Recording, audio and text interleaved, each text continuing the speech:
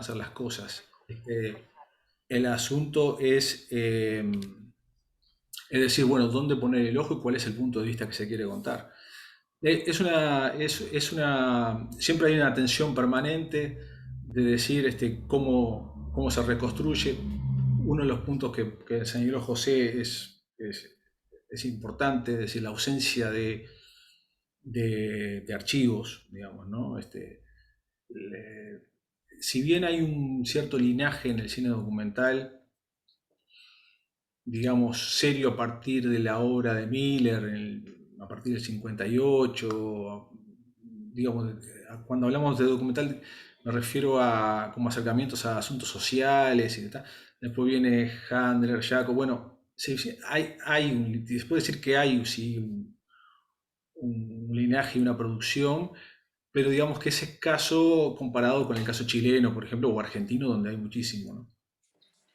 Este, Eh, y después, bueno, de lo que vimos ahora, por ejemplo, ¿no? Y después está la televisión, ¿no? Yo creo que no es lo mismo la televisión que el cine, hay diferencias muy importantes, pero por ejemplo, yo qué sé, estas piezas son como, lo que acabamos de ver, son como pequeños lunares en una programación muy contaminada por la voz y el barullo, digamos, ¿no? Entonces, ahí a lo que un poco puedo poner como ejemplo de lo que a veces algunas decisiones estéticas pueden también como ayudar a-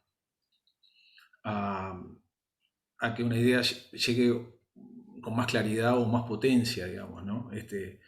Estos son piecitas muy pequeñas que en el medio de una programación se pierden, pero bueno, es como el intento ante la ausencia de la palabra y lo estridente, llamar un poco la atención. Este, También, no sé, podemos conversar algún otro punto más, pero inicialmente eso es lo que se me ocurre Bien. en este vínculo del cine y la memoria. Yo redondearía por ahí, me parece que todo el cine en sí es memoria, ¿no? Trascendiendo géneros y formatos. Bueno, yo no estaría muy de acuerdo en que estas piezas no son gran cosas. No, Ahí me me refiero, no, parece que me refiero son, a, no, porque claro, son después la televisión tiene otra, en la televisión parece que el silencio fuera como un error más que el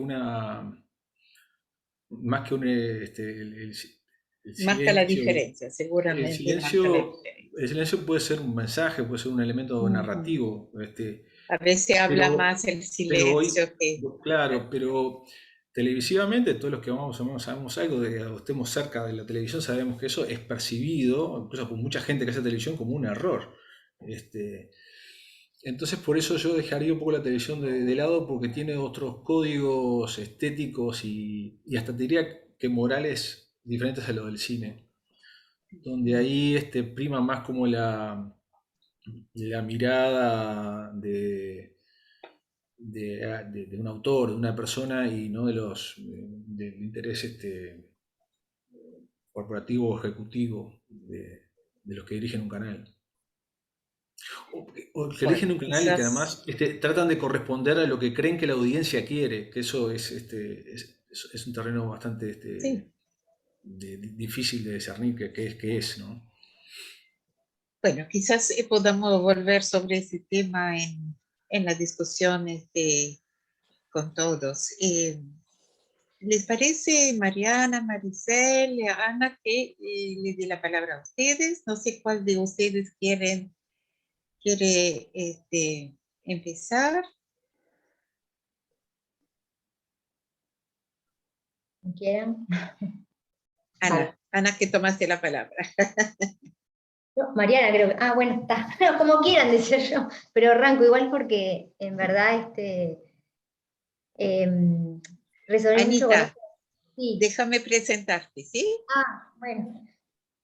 Bueno, Anita es psicóloga especializada en psicoanálisis de niño y adolescente, diplomada en psicoanálisis vincular, miembro de la Cátedra de Neuropediatría de Pereira Rosell y gran amiga de AUPCV. Pero, Te escuchamos, Anita. bueno, entonces voy a empezar por eso, por agradecer la invitación, que bueno, que fue como muy rápido decir que sí, pero más allá de la amistad creo que también convoca esto de decir presente y después vemos qué decimos, qué resonamos. Y la verdad que en esto de la memoria me quedo pensando, ¿no? Como la memoria y el pasado, la memoria y el tiempo, diría yo, ¿no?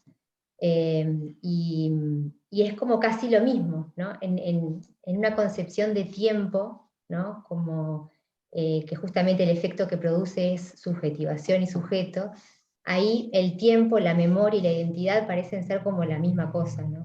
Y a mí lo que me parece increíble de estas películas de ustedes es como el tiempo, que a veces es tan difícil de definir, ¿no? Porque lo han definido los filósofos sobre todo, pero cómo se plasma en el arte o en el cine, en una poesía o en una película, como en el caso de ustedes, cómo se puede ver ese tiempo, que es ese tiempo donde digamos, no es el tiempo aristotélico, ¿no? De un hecho o un acontecimiento en la línea del tiempo, uno atrás del otro, sino que es un tiempo donde la memoria es presente, como decía Tiscornia en el almanaque, ¿no? Y es justamente el almanaque, es un calendario, y sin embargo para él el tiempo, él hace historia o se da cuenta de lo que hace en el hoy, ¿no? Y hay algo de eso, ¿no? Como de la durabilidad de las cosas, la durabilidad del tiempo. Pensaba en el nombre de la convocatoria de hoy, ¿no? Tejiendo memoria, donde el verbo está para referirse a la memoria hay un verbo en gerundio, un verbo que es presente, y que además tiene como una durabilidad, ¿no? La memoria lleva trabajo, lleva tiempo de relatos. Yo creo que es lo que ustedes hacen, ¿no? Y además esta cosa de elegir el verbo tejer, ¿no? Como algo que viene de años memoriales y se sigue haciendo, y que además es como esta cuestión del entrelazado, del hacer de a poco, ¿no? Del hacer y deshacer, de esa cosa que se hace también con afecto para uno o para otros, ¿no? Entonces, bueno, me parece que todo eso está como, que, digo, que tiene como mucha esa cosa que nos pasa cuando vemos películas como estas, donde hay algo que nos sucede y es que estamos en presente y estamos en el pasado y a su vez estamos como con esas ganas de porvenir también, ¿no? Pensaba en esto en la marcha también, ¿no? En la marcha del silencio como algo que dura, que perdura, año tras año, y vamos por la 26, y parece que siempre es lo mismo, pero en realidad es siempre lo mismo y siempre hay algo nuevo, ¿no? También es algo de lo que dice Tiscornia. Bueno, él va registrando, empieza su almanaque sin saber lo que va a hacer, ¿no? Y empieza registrando, bueno, ¿en qué día soy?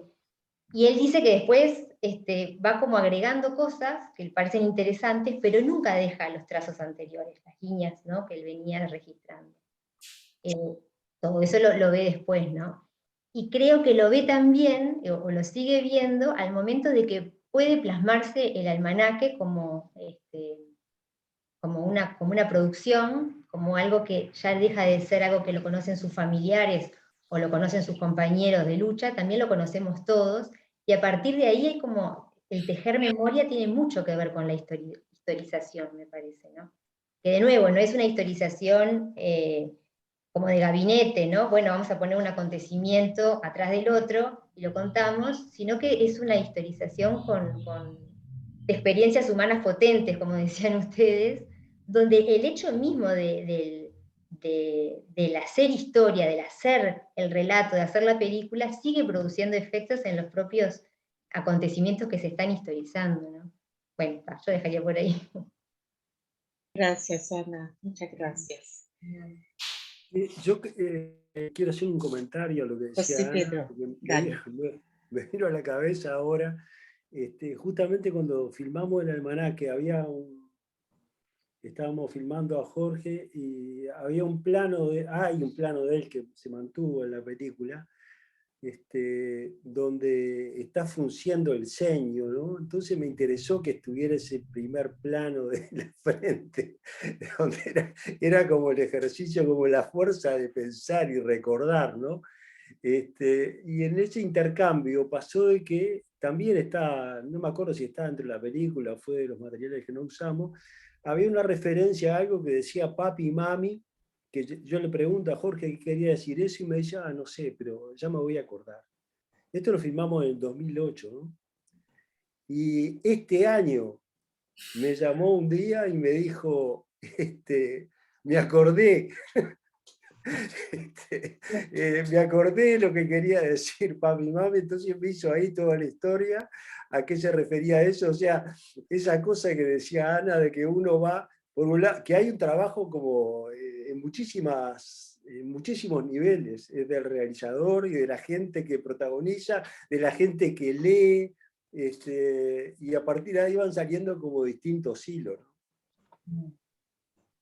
Bueno, ¿te acordás en el círculo el encuentro de Piedecasas y Henry en el bar? Que, digo, ellos, hay una escena en la película donde no recreamos, sino que ponemos en situación a, a Piedecasas y a Henry Engler en el lugar donde fueron detenidos. Estaban los dos frente a frente en el mismo bar y los dos cuentan, digamos, es el mismo episodio, pero desde puntos de vista muy diferentes. Entonces, y uno no recordaba lo que había visto el otro, digamos, ¿no? Entonces, ahí contratás que la memoria es como caprichosa, selectiva, a veces interesada también. Entonces, con eso, lo que hacemos cine documental, tenemos que lidiar y negociar todo el tiempo, digamos, ¿no? Que ahí surge otra pregunta, ¿no? Que muchas veces se instala, ¿no? ¿Dónde está la verdad? Este, que eso está, me parece que eso es un asunto que cada uno tendrá como su manual de decir hasta dónde llega, con esa, si tiene el objetivo realmente de representar la verdad, o si tiene, me parece que es como lo más interesante, que estos encuentros de la realidad que evocan como el pasado y provocan la memoria dejen interrogantes, ¿no?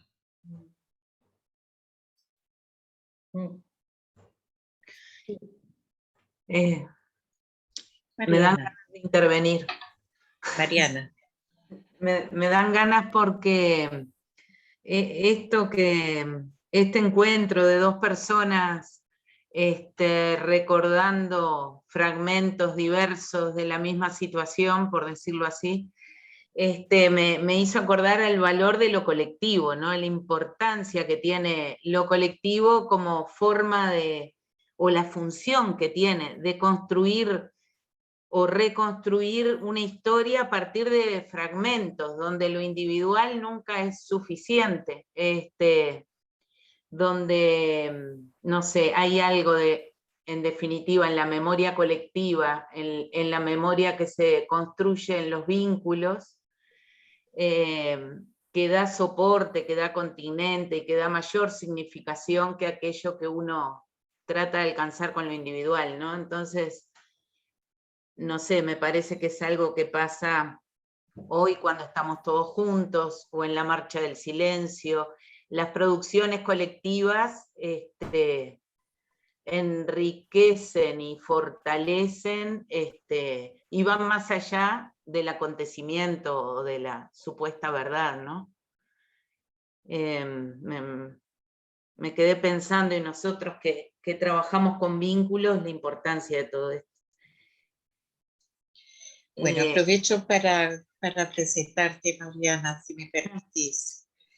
Mariana es psicóloga y docente, magíster en salud comunitaria, miembro de OPCV, es integrante del Consejo Nacional Consultivo por una vida libre de violencia hacia las mujeres y es psicóloga de la Institución Nacional de Derechos Humanos y del área de denuncias e investigación. Es psicóloga, terapeuta individual y vincular. Gracias, y gracias por la invitación, que era una obligación. A mí estas cosas me cuestan, pero en estos temas me parece que está. Y en realidad voy a intentar ensayarlo de resonadora, porque no sé bien de qué se trata. Entiendo y me gusta mucho la música y lo pienso por ahí, pero lo que yo intenté fue hacer como una suerte de asociación de ideas que sirviera para seguirla entre todos o algo así. Y lo que pensé un poco del círculo, de trazos familiares, de esas piezas de cine, es que me quedé en una partecita que es como algo de lo que vi, que tiene que ver como una suerte de viaje entre el pasado y el presente. Hablábamos del tiempo, Ana hablaba del tiempo, y otros decían, bueno, todo es pasado, pero hay como una recreación entre el pasado y el presente que se va dando, incluso en el círculo, ¿no? De las cosas que pasaron antes y del hoy, contando aquellas cosas que habían pasado antes. Y en trazos familiares también, ¿no? Esto de contar lo vivido y de contar lo vivido por otra generación, por niños, y sus formas de transitar, ¿no? Los niños, esas cosas horrorosas del pasado. Y algo que en este viaje entre el pasado y el presente, me interesaba señalar, es como hoy todavía necesitamos como entender, o me resuenan al menos, todas esas marcas del pasado, cómo construyen y qué construyen en el presente. Al trabajar en la institución, nosotros atendemos gente que va a plantear potenciales o a su entender las vulneraciones de derechos que les ocurren hoy, y que tienen que ver con vulneraciones del Estado de sus derechos.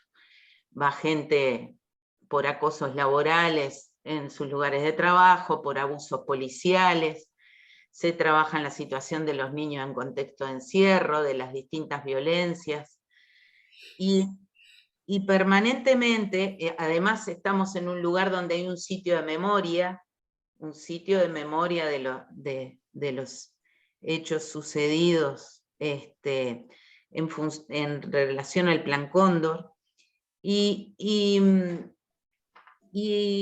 todo el tiempo estamos como dialogando en esto del presente y como de las marcas, las huellas, el pasado y cómo resuena hoy, ¿no? En estas demandas, en estas denuncias que se realizan hoy. Y bueno, y las preguntas, como para alguna de las preguntas es, ¿qué marcas ha dejado ese pasado, ¿no? En el presente, en las subjetividades de hoy, qué marcas va dejando la impunidad y cómo se repite esa impunidad en las situaciones que aparecen hoy de violaciones de derechos, cómo se relacionan estas denuncias con el terrorismo del Estado. Y eso me hizo pensar en lo intergeneracional y lo transgeneracional, ¿no? Que, por ejemplo, cuando Janine plantea cómo lo no tramitado en una generación, cómo va apareciendo en el hoy, ¿no? Entonces, cómo lo no hablado en una generación se transforma en no pensado, en no poderlo nombrar, y en definitiva en repetición en el hoy, ¿no? Aparece las violencias hoy como repeticiones de aquello que no fue representado o que surge en el hoy como vacíos representacionales, como huecos vacíos que hay que llenar, ¿no? Y bueno, y ahí, bueno, la memoria, ¿no? La memoria y las funciones de la memoria. la memoria como forma de simbolizar justamente, la memoria como forma de reparar. Hablamos de memoria como de recordar a las personas que no han aparecido, o la memoria como forma de dignificar a las víctimas de las atrocidades vividas. Y cómo en definitiva esta memoria es como una posibilidad o como una condición de oportunidad en el hoy para poder construir otra cosa desde hoy para adelante, ¿no? A veces está el prejuicio de que pensar para atrás es como quedarte en el pasado, y bueno, y cómo en definitiva, capaz que los psicólogos también sabemos que el pasado no te tira para atrás, que el pasado te sirve para salir para adelante, ¿no? La necesidad de pensar en la memoria como una manera de salir adelante, ¿no? Como colectivo, como sociedad. Y en esto que se va tejiendo, que yo también me quedé pensando como Ana en el título de este encuentro, ¿no? De ir tejiendo memorias y de tenerlas que tejer intergeneracionalmente.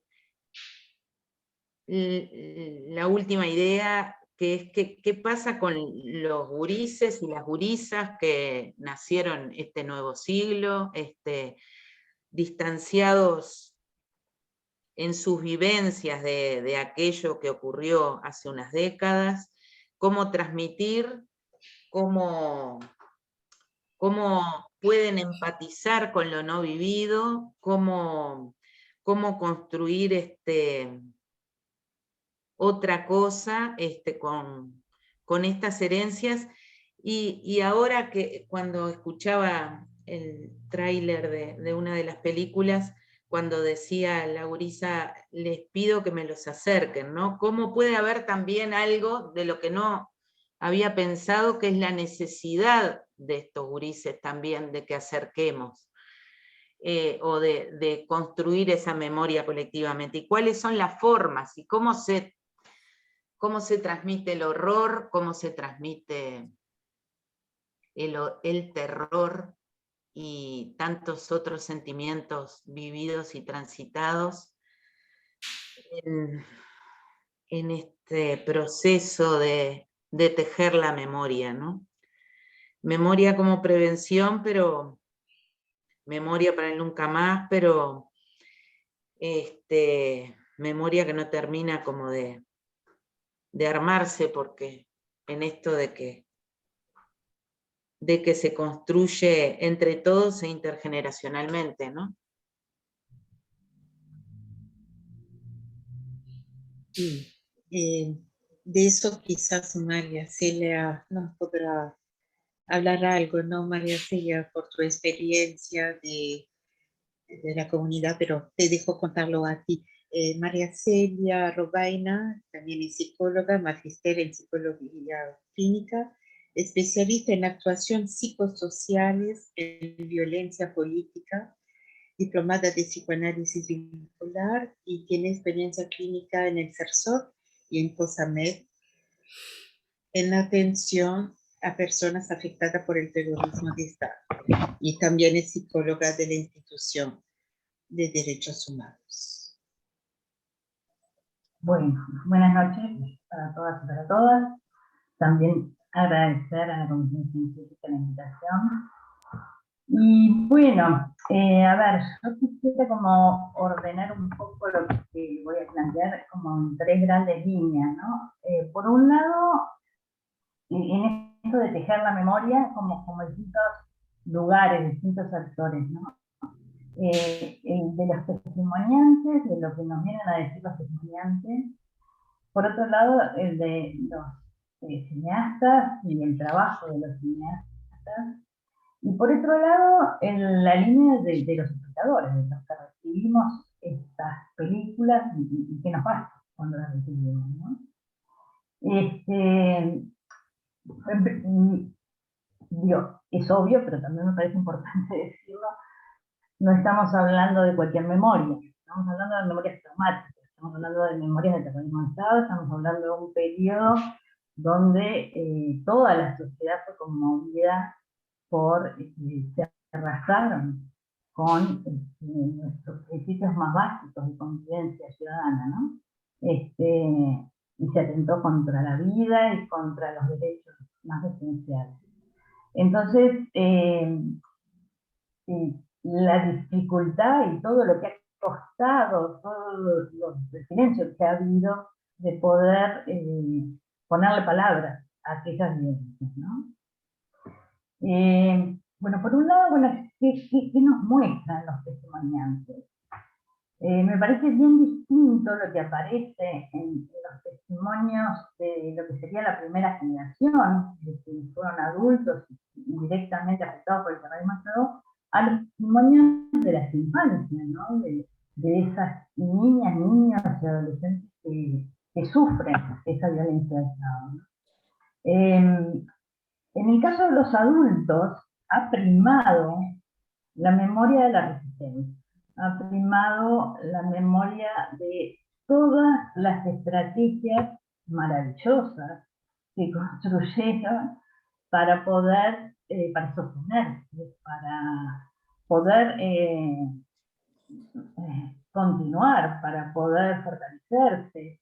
Y bueno, en esos testimonios aparece, bueno, incluso en el testimonio de Engler aparece, bueno, toda su convicción del porqué de su militancia, del porqué de la necesidad de hacer algo social, ¿no?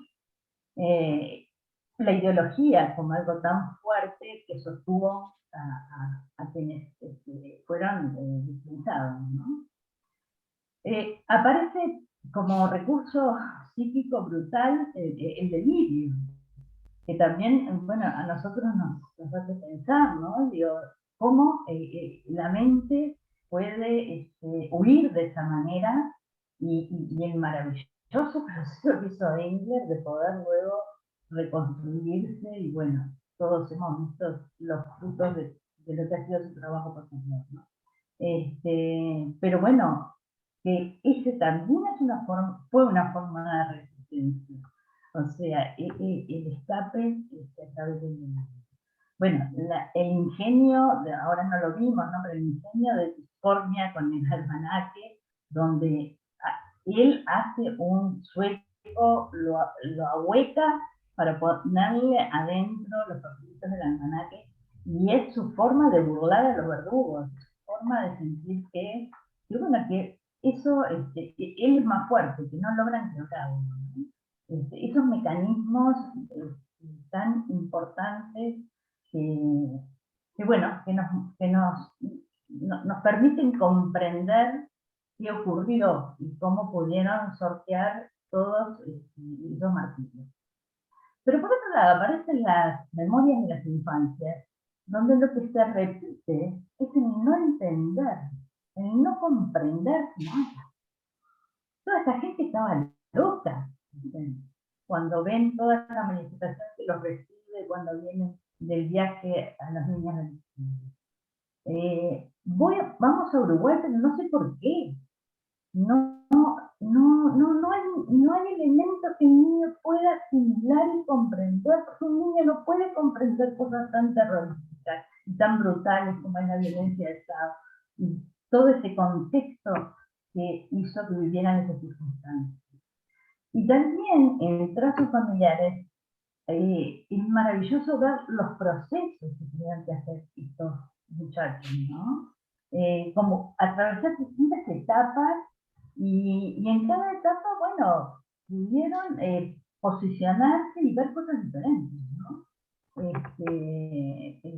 El proceso de Mariana Zaffaroni, donde es un horror, es un horror. Fue criada por quienes fueron responsables del asesinato y desaparición de sus padres. O sea, y ella tiene un vínculo amoroso con ese sujeto. O sea, entonces, que ella misma dé lugar en sus equipos a sus padres biológicos, que los pueda ir integrando, que pida que otros la ayuden a construir a esos padres. Bueno, es realmente admirable. Bueno, lo comentábamos el otro día con la Comisión Científica. Seguro que Mariana tuvo muy buenos procesos psicoterapéuticos, porque tiene que haber estado muy bien acompañada. Es muy difícil entretejer y tener dos legados familiares tan distintos y opuestos, ¿no? Bueno, pero bueno, otro de los jóvenes dice, no se puede salir del pasado, o sea, el pasado vuelve a aparecer, este pasado justamente tiene esta cosa de lo traumático que retorna, ¿no? Digo, que sabemos que es necesario el procesamiento social, es necesario que nosotros todos nos involucremos con este pasado, porque es nuestro, no es de quien lo vivió directamente, ¿no? Bueno, eso por un lado.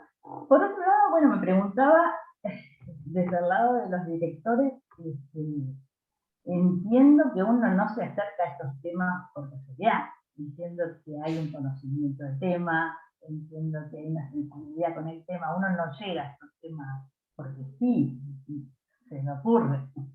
Entiendo que esta temática, cuando la trabajas, hay un sentimiento de compromiso que conecta fuertemente. Y bueno, y tienen la posibilidad de que los testimoniantes nos transmitan esas experiencias sin la crudeza del horror. Porque el horror lo que provoca es su vida. Nadie quiere escuchar el horror. Entonces el cine, el arte, nos da esa posibilidad de atemperar, de armonizar, de darle algo de la estética, de lo bello, de lo que se puede asimilar, digerir. Y el arte tiene otra condición, y es que le da perdurabilidad a la obra. O sea, eso que estos testimonios que ellos traen, bueno, va a quedar, va a girar y va a seguir produciendo cosas con distintos públicos y con distintas generaciones. Y bueno, y de eso se trata la memoria, que sean muchas memorias, que se muevan memorias, que se necesitan las memorias. Y bueno, me preguntaba, bueno, entonces la otra línea es la de los espectadores. Quedamos conmovidos con estos spots que nos traen los rostros de los desaparecidos, pero con pinceladas de su vida, porque no es la foto, es la foto que nos trae algo que nos humanice al desaparecido, ¿no?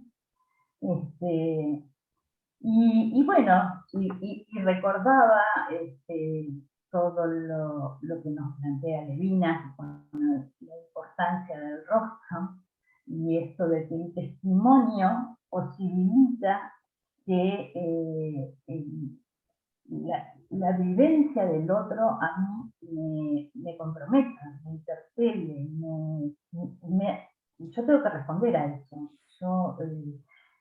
No es lo mismo leer algo que tener a la persona enfrente con su corporalidad, su gestualidad, su voz, sus silencios, porque eso nos llega, nos hace poder, no ponernos en su lugar porque eso es imposible, pero poder acercarnos un poco más a su vivencia, ¿no? Y bueno, yo en la Institución Nacional de Derechos Humanos trabajo en el área de educación y un referente en educación en derechos humanos es Luis Pérez Aguirre. Él decía que el testimonio es el mejor recurso didáctico en educación en derechos humanos, porque es lo que nos permite conocer realidades distintas nos permite acercarnos a vivencias de otros, a entender cosas que nosotros no vivimos, que no conocemos, que no tienen nada que ver con nosotros. Entonces yo pienso, bueno, por ejemplo, estas películas, las ve alguien, por ejemplo, un hijo de un militar, supongamos. Bueno, después de escuchar en primera persona el sufrimiento de ellas, por lo menos le lleva a cuestionarse el relato que le hicieron, por lo menos, ¿no? Porque sentir a alguien que te trae, que te muestra esa parte de su propia vida, ¿no? Porque tiene la posibilidad de expone al mostrarte una parte de su vida, ¿no? Entonces, bueno, claro, yo me quedaba pensando en esta memoria que va que nos vamos apropiando en ese símbolo de la margarita que aparecía en la presentación, tan multiplicado de tantas maneras y tan apropiado por tantos colectivos diferentes, donde de eso se trata, ¿no? De multiplicar, de construir, de seguir apropiándonos de esta parte. Y como preguntaban por ahí, bueno, esta es mi historia, pero ¿cuál fue la tuya? Preguntemos, no, ¿cuál fue la tuya? ¿Qué te pasó a vos en ese entonces? Y de alguna manera, bueno, entonces todo esto es nuestro, es de nuestra historia, un pedazo de la historia de nosotros como país. Muchísimas gracias, María Cel. Muchísimas gracias a todos. Bueno, creo que quedaron planteadas varias líneas para seguir conversando, retomar. A mí no sé quién habló, pero me hicieron pensar en una cosa sobre el título que le dimos a esta actividad, que no sé si lo hicimos conscientemente o no, pero dice tejiendo memorias al plural. Y ahora que los escuchaba, a veces hablamos de la memoria como si hubiera una sola historia y me parece que la S acá es bien importante. Personalmente me parece que fue un acierto, aunque personalmente no lo había reflexionado, pero ahora me lo hicieron ver. Yo no quiero seguir hablando porque quisiera que los participantes pudieran también intervenir, igual que José Pedro, Aldo, que le resuena a todos todo eso. Un comentario.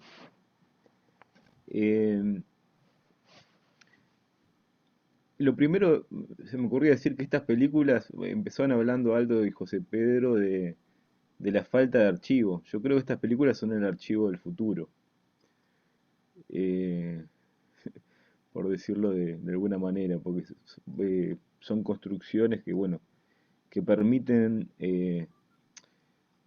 dar cuenta de lo que pasó en aquel entonces, pero también desde una mirada que va cambiando a medida que pasan los años. Si bien algunas cosas se mantienen, José Pedro ponía el ejemplo de Tiscornia, de que no se acordaba de algo, y no sé cuántos años después lo recordaba de otra forma. O sea, la memoria en ese sentido creo no se termina nunca. Eh, pero quería preguntarles a Aldo y a José Pedro específicamente sobre la función del narrador, o sea, del director como narrador. Porque una cosa es el relato de la persona a quien uno entrevista y otra cosa es cómo se arma desde la dirección o desde la edición otro relato que no queda únicamente ligado a lo que cuenta la persona en esa entrevista. José Pedro hablaba hoy de un gesto que él captaba con la cámara en un entreceño, creo que era. Y en ese sentido, quería preguntarles si ellos, en la realización de estas entrevistas filmadas, ¿notaban algún cambio o efecto en quienes lo relatan? Porque intuyo que hay un efecto en esto de hacer público algo de lo íntimo. No sé si me acerco Sí, no, está claro. a una pregunta. No, está claro. Pero, o sea, si ustedes veían dificultades a veces para hablar o para relatar, o que el acto de relato generara una transformación al saber que eso se iba a hacer público y que calculo que algunas cosas se contaban por primera vez de una forma, digamos, pública. Eh, bueno, por ahí, hay otras cosas para decir, pero...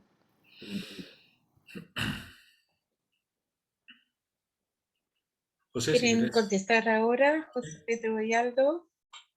¿O quieren Sí. que juntemos más No, no, preguntas no, no, está bien, y está bien. no? Bien, Vamos por esta que es bien Bueno, esta ya es interesante. larga, por eso. Sí. que es un poco el rol nuestro, ¿no?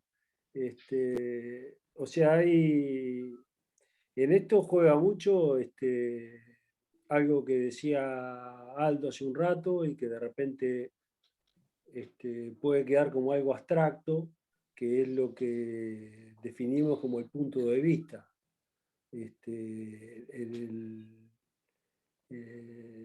Las películas es fundamental dónde nos paramos nosotros como espectadores y hacia dónde vamos construyendo el relato. Eso está, digamos, hay como una motivación inicial que después se va estructurando, que es lo que va,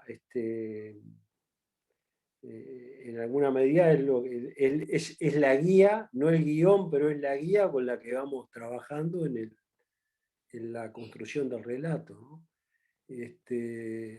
Y en esto, en el documental tiene una cosa que es maravillosa, que es que uno se va metiendo en una temática a partir de una intuición o de un conocimiento primario y que se van disparando puntas por todos lados. Entonces nos vamos llevando sorpresas, aparecen relatos que a veces tienen contradicciones o a veces aparecen personajes o elementos de información que enriquecen de forma que no pensábamos la idea original con la que estábamos trabajando, ¿no? Entonces, un poco en función del punto de vista original que vamos enriqueciendo y vamos madurando en el desarrollo mismo del trabajo, es que se va construyendo la película. Y en eso es fundamental el tipo de vínculo que se establece con los protagonistas, eh, por lo menos como trabajo yo, y he trabajado mucho con Aldo, sé que tiene una sensibilidad común y nos manejamos con una relación bastante de cercanía con los personajes, ¿no? De buscar una situación en la que podamos estar dialogando con, con cierta comodidad, digamos, donde se sienta que existe una naturalidad en el vínculo y que no se está forzando algo que al otro le puede resultar como que lo están apretando, digamos, para lograr determinado tipo de respuesta, sino de lograr un vínculo de comunicación fuerte.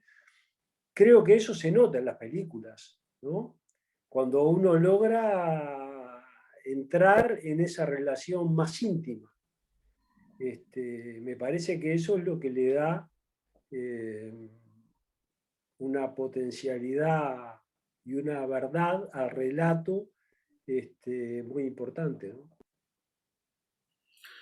Sí. Sí, hay una cuestión fundamental que me parece que lo importante es no arrancar confesiones, porque no se trata de eso, ¿no?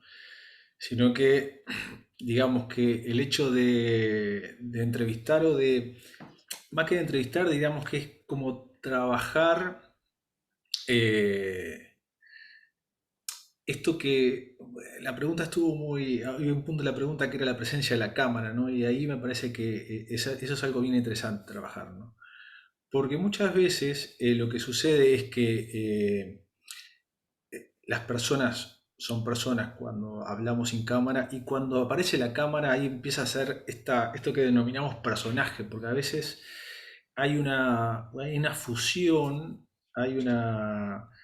Y cuando a medida que vas filmando y trabajando, y no solamente entrevistando, sino que además la entrevista es un recurso donde pueden haber muchas técnicas, se puede, más que entrevistar, se puede a veces dialogar, eso quizás a veces genera más resultado que la pregunta, a veces el devenir de una conversación puede tener más resultados que las preguntas, o sea, hay como, me parece que uno va intuyendo y va a veces trabajando eso.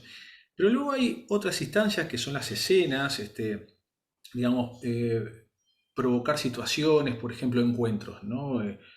O visitas a lugares que son significativos para el retratado, y eso provoca otras cosas, ¿no? Este, y ahí es interesante a veces ver y evaluar durante el proceso es cuánto afecta o cuánto hay, cuánto se modifica en el comportamiento del retratado la presencia de la cámara.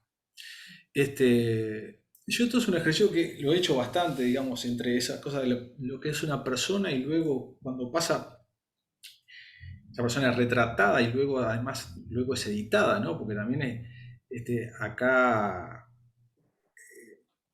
digamos, hay una edición, hay cosas que quedan afuera, hay un recorte de todo lo que sucede, de toda esa cosmovisión imaginario que pueda tener un retratado, un personaje, luego hay un recorte que hace el que dirige.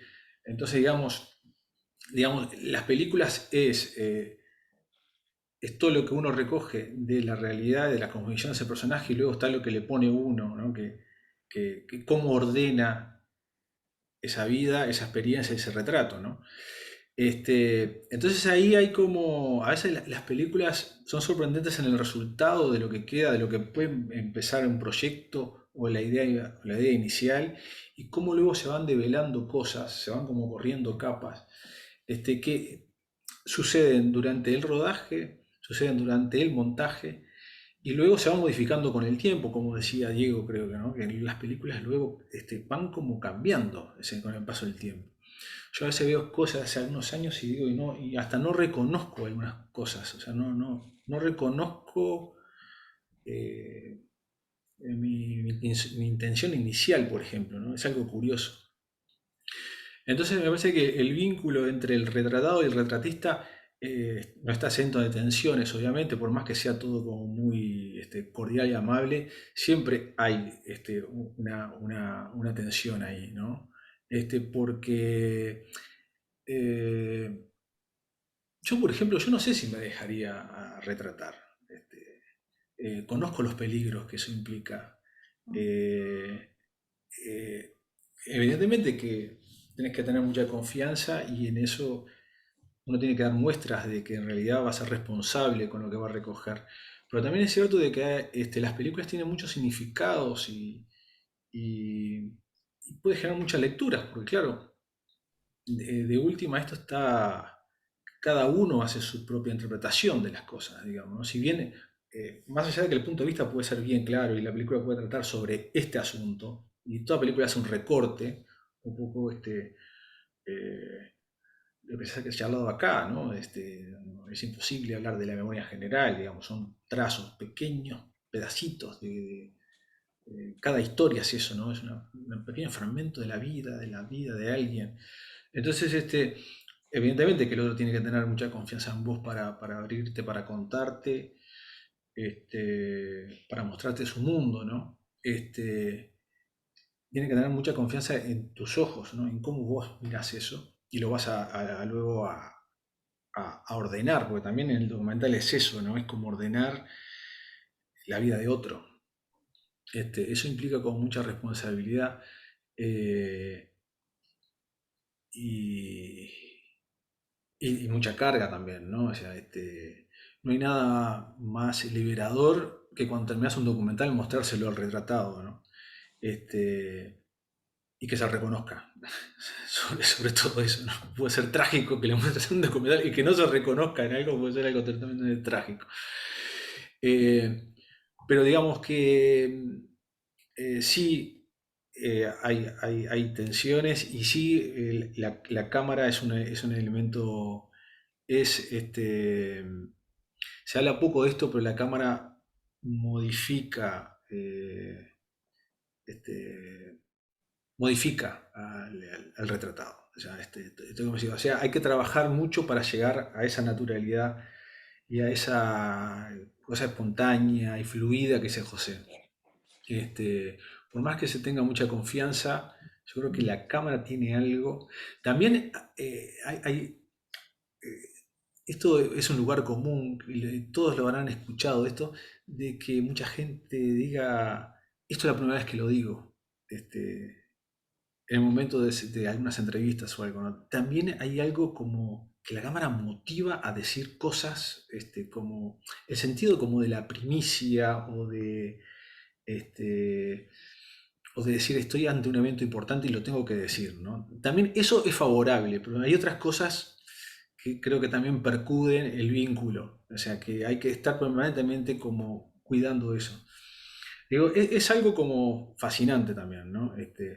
A mí me ha pasado en otros documentales donde deliberadamente veo que están mintiendo, o sea, que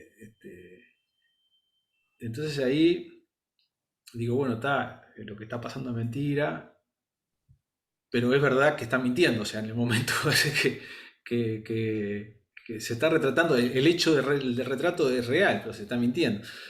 Pero me parece que eso es como parte, nada, es como parte del oficio y es parte de esta, digamos, como sesión que tenemos los que hacemos documentales, como de estar como lidiando entre eso, ¿no? Entre la representación de la realidad, la verdad, la subjetividad.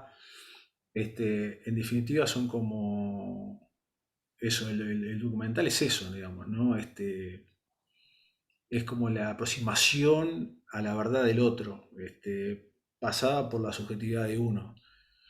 Entonces, claro, a veces pueden, las películas tienen como esas tensiones, ¿no?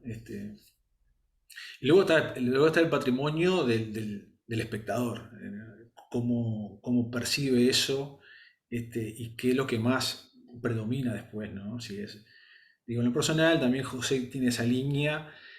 No somos directores que nos ponemos como por delante de la historia o delante del retratado, digamos, ¿no? Porque hay una tendencia bastante extendida en el cine documental que es el documental en primera persona, digamos, ¿no? Donde puede tomar determinados asuntos, pero todo pasa por el relato y la subjetividad del realizador. Acá nosotros abrimos generalmente a los protagonistas que elegimos que sean los que narren su historia o las historias. Entonces yo creo que en ese sentido es como más claro las reglas de juego para aquel que lo está mirando. Pero digamos, no hay una sola forma de hacer las cosas y aparte el documental es un macrogénero, o sea, hay muchas formas, observacional, de origen, de que tenga una pulsión más periodística, una mezcla de las dos, esto del relato en off en primera persona, hay muchas formas de contar las cosas. Entonces, Ujú. este, Bien, digo, eso es lo bueno. bueno. Tenemos dos manos levantadas, Daniela y luego Ademar. Daniela, te escuchamos. Buenas noches para todas y todos. Bueno, las últimas palabras de Aldo me llevaron un poco por otro lado, y no tanto. Entre las cosas que me hizo acordar en esto de la memoria fue un retrato que me hicieron en Buenos Aires, yo tendría unos 8 años, y el recuerdo fue como que nunca fui yo esa del retrato. de esa producción. Nunca me sentí como con ninguna afinidad a ese dibujo.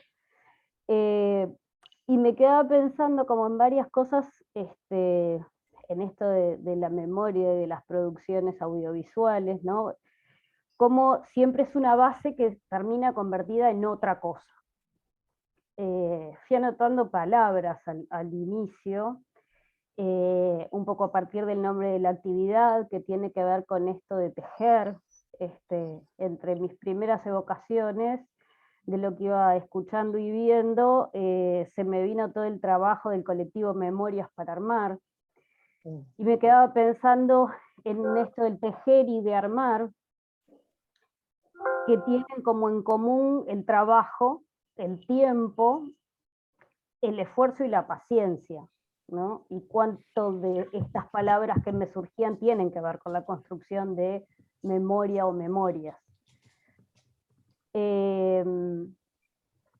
Después también yo venía pensando en esto, y Mariana creo, o creo que se lo quiso escuchar, no sé si lo quiso decir y ella me corregirá, me surge esto como de la responsabilidad, ¿no? Yo nací en el año 79 y bueno, yo siento que viví claramente la dictadura de alguna manera, es algo que para nada me resulta ajeno.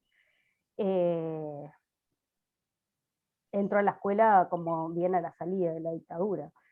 Pero bueno, podríamos decirse que fui más protagonista de los efectos de, no sé, nada, esto se puede problematizar de mil maneras. Pero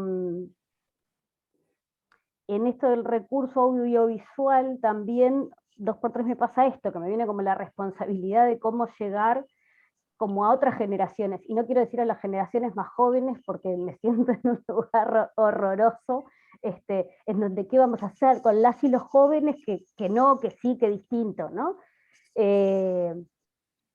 Pero bueno, me preocupa, no me quiero poner en el lugar de juzgamiento y más conservador si se quiere, porque en esto también pensar, bueno, cuando uno dice los y las jóvenes, siempre reivindico la mirada de la interseccionalidad, de qué jóvenes estamos hablando, de qué contexto, de qué, nada, de todos sus anclajes, ¿no?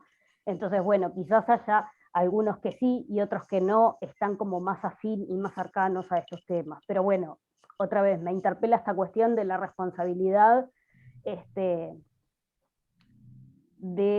y engancho con otra cosa que a partir de lo último que decía Aldo, ¿no? De esto del personaje, cómo le contamos, a quién le contamos y qué le contamos, con los atravesamientos subjetivos, obviamente, de las elecciones, los recortes, y pensaba, ustedes hablaban, ¿no? De los documentales, bueno, de toda la filmografía uruguaya o no, que podemos echarle mano a la hora de abordar estos temas, y en un momento me vino, bueno, capaz que hay que hacer TikTok para llegar hoy a este público que a mí de alguna manera me preocupa, ¿no? En esto de la búsqueda de herramientas. Pero bueno, lo que sí seguro no hay que detenerse en que esto, nada, hay que seguir produciendo sobre esto. Seguramente sea de distintas maneras, y creo que también en esto, como el medio es el mensaje, ¿no? En la forma en que lo hagamos también va a hablar de una construcción distinta de memoria y de una producción de subjetividad en un momento determinado, con sus luces y sus sombras y con sus recortes. Nada, había anotado como un montón de palabras y es bastante entreverado, pero por ahí, gracias a todos. Daniela, Ademar.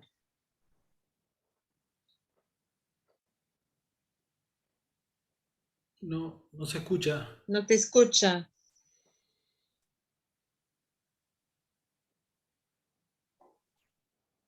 ¿Está No. silenciado?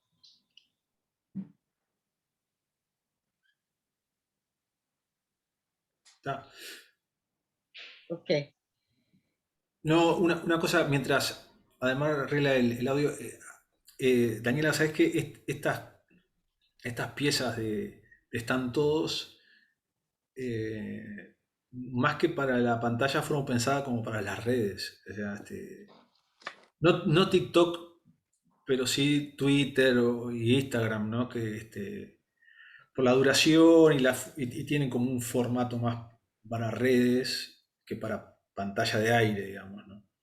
Yo sinceramente TikTok nunca vi nada, o sea, vi cosas de gente bailando, no sé bien cómo se narra en TikTok, pero no, pero sé que es extremadamente popular, o sea, pero todavía no sé cómo es la narrativa, no sé si hay limitación de tiempo, pero sí, me parece que todo medio o sea, está bueno, yo qué sé, pero hay que como explorar los lenguajes, eso no lo tengo bien claro. Sé que baila mucha gente en TikTok, pero nada más. A ver, Pero Ademar, si te no solo, escuchamos. no solo. Cada vez No, creo que empezó con una cosa más lúdica y hoy por hoy está mucho más diversificado y es me sin duda ima- un territorio a me- colonizar, si se me quiere. imagino, sí, sí. Y tiene humor, ¿no? Tiene TikTok le humor. pone humor. Claro. Ademar, a ver si te escuchamos ahora.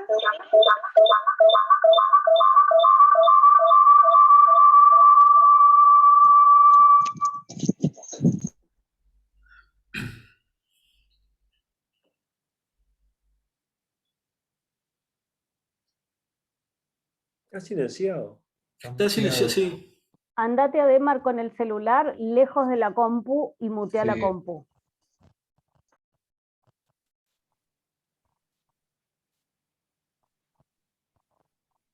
¿Ahora? Bien.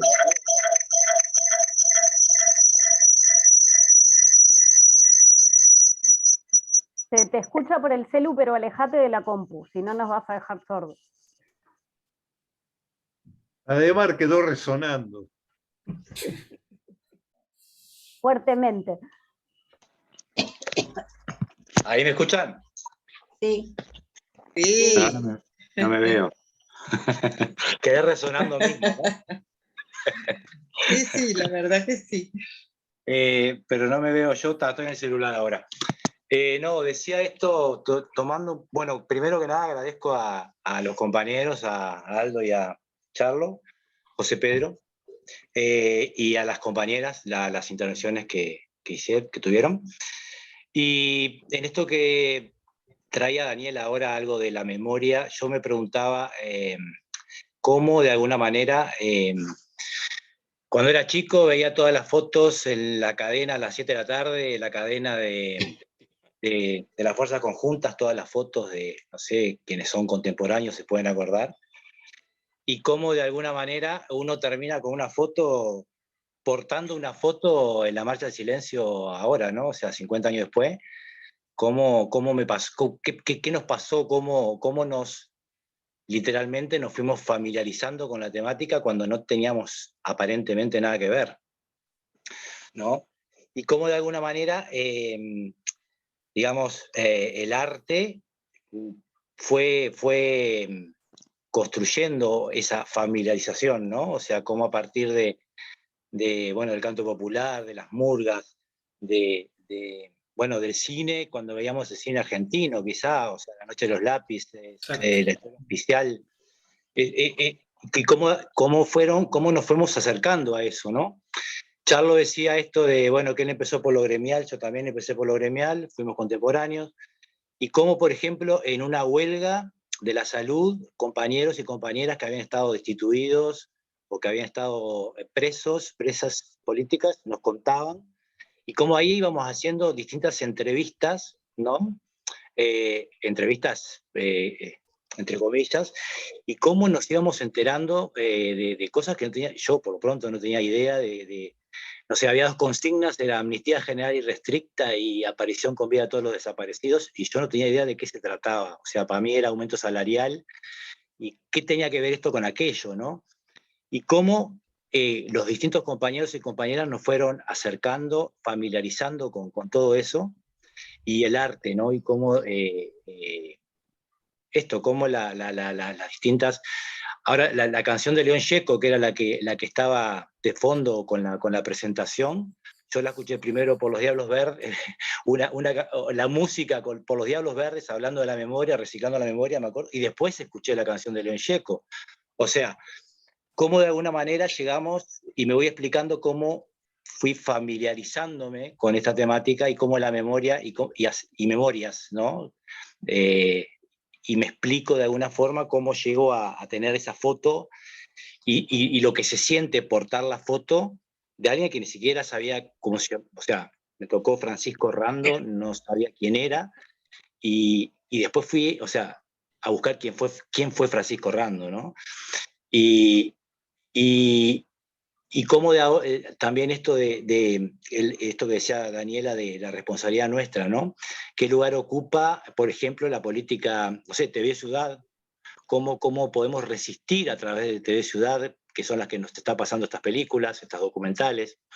¿Cómo seguir sosteniendo un instituto de derechos humanos de la forma que queremos que se traten los derechos humanos? Digo, ¿cómo resistir? Decía la otra compañera que la generación nuestra tiene que ver con la resistencia, ¿no? Y cómo crear nuevos modos de resistir, porque los nuevos modos de desaparecernos son mucho más sutiles y mucho mayores, ¿no? Entonces, qué responsabilidad que tenemos nosotros, digamos, no solo de sostener la memoria y la verdad, sino que se sepa la verdad, sino de que se sigan teniendo los espacios para poder seguir buscando esos caminos, ¿no? Creo que era por ahí, o sea, la importancia del arte en general en cuanto a estos modos de sostener, de seguir memorizando de alguna manera, y bueno, y cómo nos fuimos familiarizando, aunque no hayamos tenido familiares directos, ¿no? Y cómo hoy te emociona aportar la foto como si fuera un familiar tuyo, ¿no? Por ahí. No veo a nadie, o sea, no sé ni cómo estoy hablando. Gracias, Ademar, pero te escuchamos perfecto. Bettina. Hola, buenas noches. Bueno, gracias por compartir todo esto y un poco, Mariana decía, no sé mucho esto de resonadora, pero yo creo que se me ocurrió como asociando trazos de resonancias, ¿no? Que todos estamos como resonando cuando vamos a ver los documentales, las películas, este mes nos sensibiliza, y también con algo que decía Ana, ¿no? Como la memoria y el tiempo y la identidad, cómo se necesitó tiempo para que las personas que vivieron el terrorismo de Estado, con lo terrible que fue, necesitaron tiempo para poder hablar, ¿no? Porque en la memoria estaba de alguna manera, pero poder hablar, y lo que decían, ¿no? Claro, yo me preguntaba, porque parece que cuando hablan de sus historias, no sé, Aldo, José, Pedro, pero parece que fueran como en una charla íntima con ustedes o con un pequeño equipo. No sé si tienen la idea de cómo van a afectar a un montón de personas, ¿no? Y la potencia de las imágenes que hacen al paso del tiempo.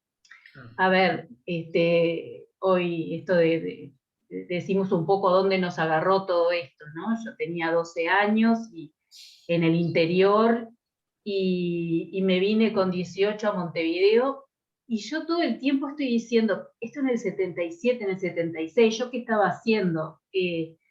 Como que voy y vengo en el tiempo también, ¿no?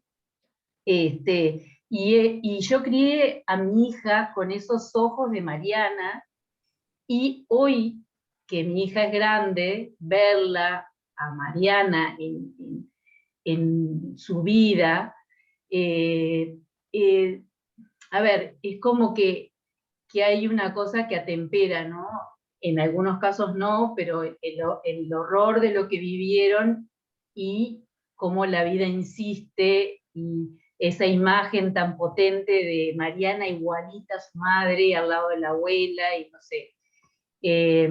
O cuando, ¿qué necesidad tenemos de contarnos? o sea, en el grupo que estuvimos compartiendo las voces de Canelones, las voces de los adolescentes que fueron con 15 años presos y, bueno, la historia de una infamia de los jóvenes de 33. Y bueno, y uno va y viene, ¿no? Porque hoy tiene sus hijos militantes y dice, pucha, pero te afecta. Y bueno, y fue muy fuerte porque 12 años y en un pueblo del interior, con un poquito grupo de gente de izquierda, aprendimos a callar, a disimular, y a mí me gustaría que alguna vez también contaran la historia, esas pequeñas historias de los que nos atravesaron y no estuvimos como en esas cosas tan terribles, ¿no? Me gustaría verme en algún momento como también contarnos esas historias. Y no sé qué pasa si ustedes sienten que las nuevas generaciones de gente que se mete con el cine tiene ganas de seguir contándose estas historias, ¿no? Y también me preguntaba por qué no hay ficción. Bueno, A mí me gusta y no sé si es porque no hay presupuesto, no hay gente que se interese o qué, pero Capaz que falta tiempo. Un poco. me gustaría mucha ficción de esto, bueno, no sé, por ahí, quedé resonando muchísimo. Sí, Bueno, muchas gracias, Bettina. Además nombraba Le ahí damos las palabras a ustedes, Aldo y José, para cerrar. Ya no habrá no, más sí, me quedó eso de las ficciones que al comienzo lo mencioné. Claro, Uruguay tiene ahí una ausencia en el relato de ficción.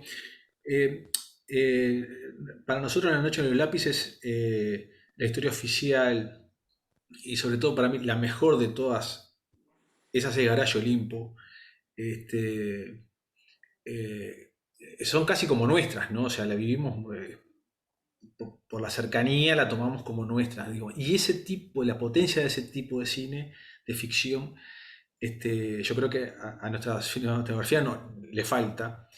Y eso yo creo que sería muy bueno, un poco lo que se ha dicho acá, digamos, de cómo transmitir y hacer de que nuevas generaciones, por el recurso de la ficción, que sabemos que es mucho más popular, es más masivo, porque digo, seamos bien claros, acá el documental en sí es un género marginal dentro del cine y digamos que cuando se aborda, digamos, el documental de memoria reciente, también ahí se reduce aún más el público, digamos. Estamos hablando de que es un nicho muy pequeño de interés.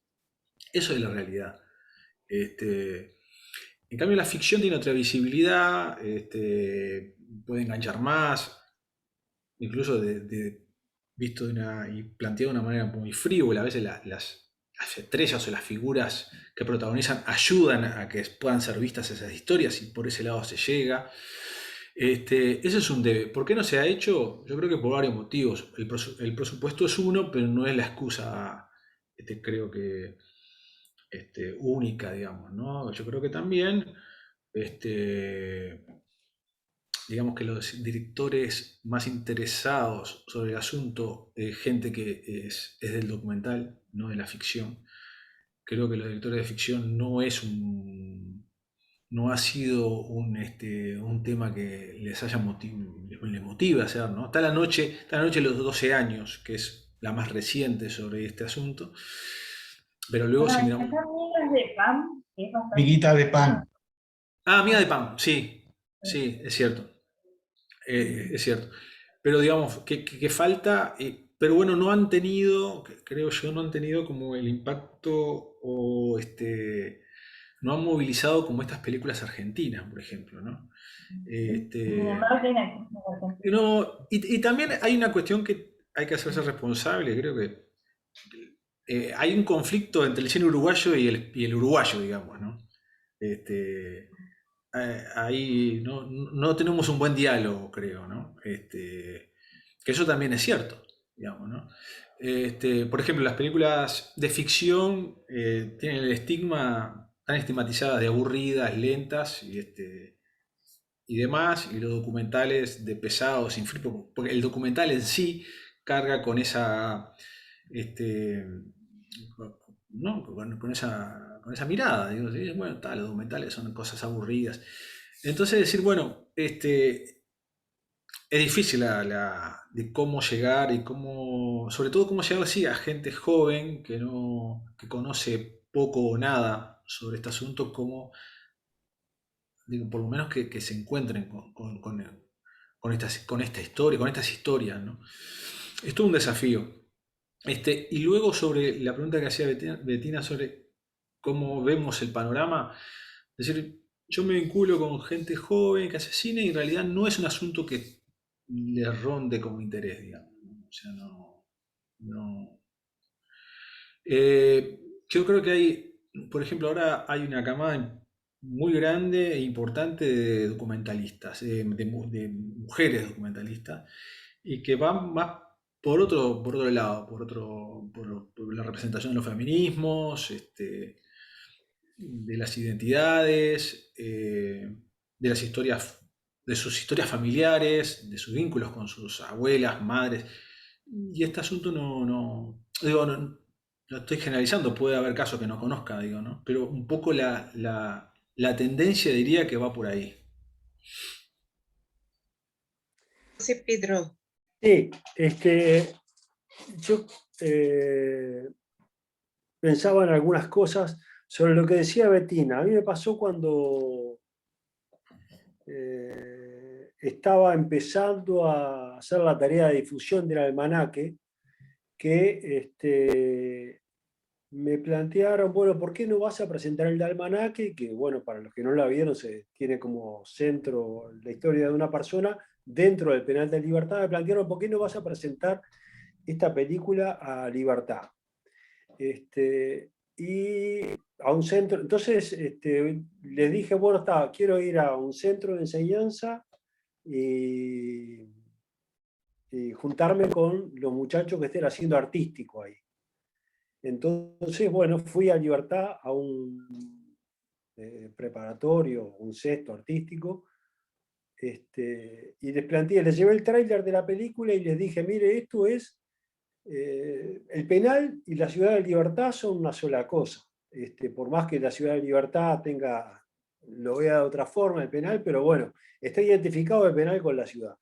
Esta es una historia que está contada desde adentro del penal, de lo que pasaba en el penal. A mí me interesaría que ustedes contaran lo que pasaba afuera.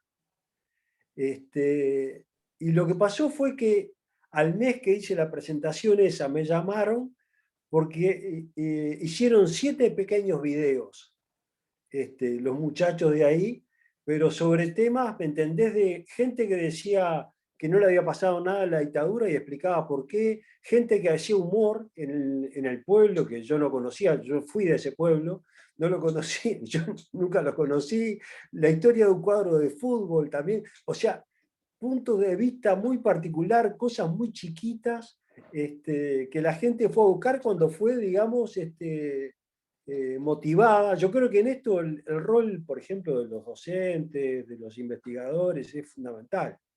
Hay que motivar algunas cosas. Y lo quiero llevar para otro lado. En alguna medida lo que pasó con la marcha, lo que ha pasado con la marcha de silencio ahora y en los últimos 2 años, es que se produjo un cambio sustancial, ¿no? Nosotros veníamos acostumbrados a la marcha, ya se había institucionalizado la marcha. Era como una rutina que el 20 marchábamos todos y era una manifestación muy grande. Y con la pandemia y la imposibilidad de hacer la manifestación, surgió un cruce con a través de las redes sociales, una articulación que le dio una expresión a la creatividad sin poner,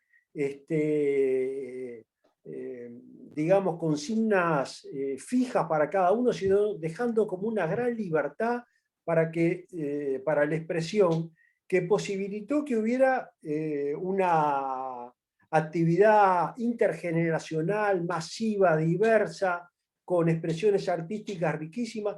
Y bueno, o sea, desde mi punto de vista fue un gran hecho social que produjo también un hecho artístico en alguna medida, ¿no? A mí me pasó hace años,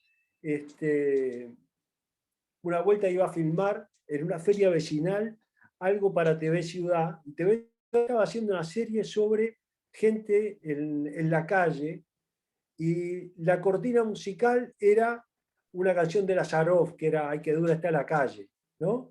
Entonces fui a un puestero en la feria y le dije que estábamos haciendo una serie de cosas estábamos filmando entrevistas para TV Ciudad, que nos interesaba el tema de los feriantes, y la respuesta del tipo fue, ay, qué dura, está la calle. Entonces me dejó pensando, bueno, acá se está logrando, hay un producto cultural que está interesante, que es cuando se acierta en la forma de vincular, de interesar y de crear, ahí es que se producen esas cosas que para mí son maravillosas, ¿no? Entonces, bueno, me parece que ese es un camino que no es automático, que hay que pensarlo y hay que crear condiciones para que se pueda transitar. Muchísimas gracias, José Pedro. Bueno, estamos llegando al final de esta actividad. Son casi las 10, así que vamos a ir cerrando. Quedaron muchísimas cosas para hablar y cada uno de nosotros, bueno, seguirá tejiendo a partir de lo que le fue resonando en esta actividad. Creo que el arte, sí, ha sido y va a seguir siendo una herramienta enorme. Alguien citaba Memoria para Armar, yo también recordaba esta experiencia. Y eso de armar y de tejer me hizo acordar a otra cosa que quisiera cerrar con eso, si me permite, que le voy a compartir, porque tiene que ver con la juventud y cómo ahora la juventud ve, bueno, no lo tenía pensado, pero ustedes me hicieron recordar eso. Este dibujo, se lo voy a poner así, ¿lo están viendo? Sí.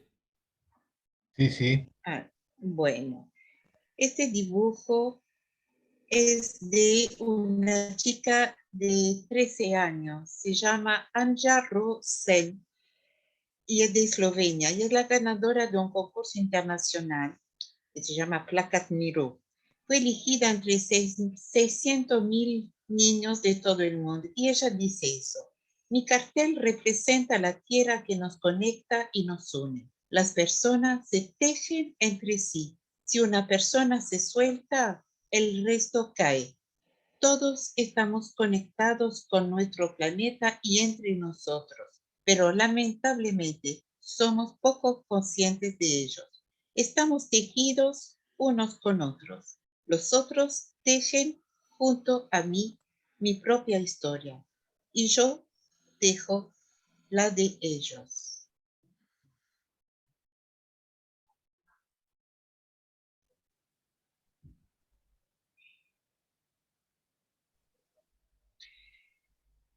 Muchísimas gracias a todos. Que tengan buena noche. Gracias. Chao, buenas noches, muchas gracias. Gracias. Muchas gracias. Abrazos, abrazos. Gracias. Gracias. Gracias. Buenas noches. Gracias. Un abrazo a todos. Gracias.